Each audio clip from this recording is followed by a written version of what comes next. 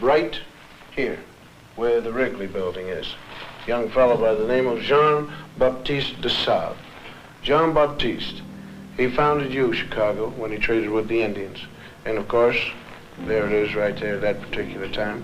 It was called Chicago or Stinking Onion by the Indians. And de Sable, he didn't even change the name at all. Now you take the Lewis and Clark expedition here, right in there. You'll find a black man named York helping to open the West. Those men are trying to wash the black out of York. That's what you might call historically significant, because a lot of people think we ought to wash white, but we ain't gonna, you see. Texas, coming to you, Texas, right down the Chisholm Trail, right here. Right down there with 5,000 black cowboys who never made it to the Hollywood West. Did you know that, huh? In this same group, there was one black outlaw. His name was Deadwood Dick, who claimed his soul brothers were Bat Masterson, Billy the Kid, and Jesse James.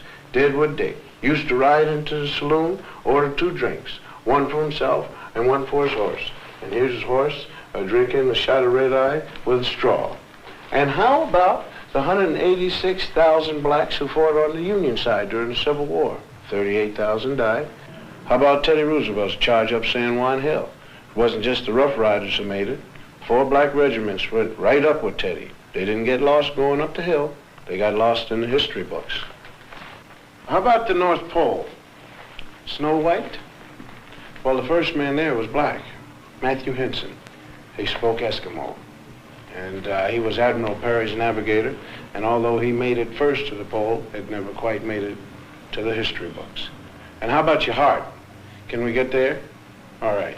Daniel Hale Williams first performed open heart surgery successfully. Now, this list could go on forever.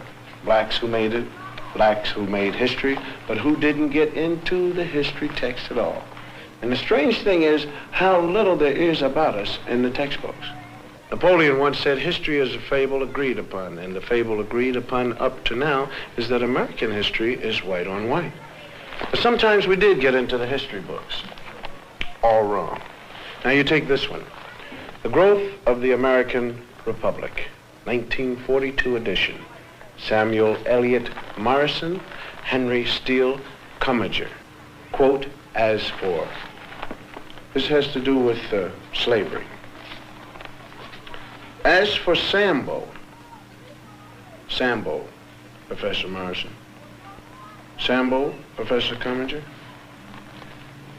As for Sambo, whose wrongs moved the abolitionists to wrath and tears, there is some reason to believe that he suffered less than any other class in the South from its peculiar institution. Peculiar institution means slavery.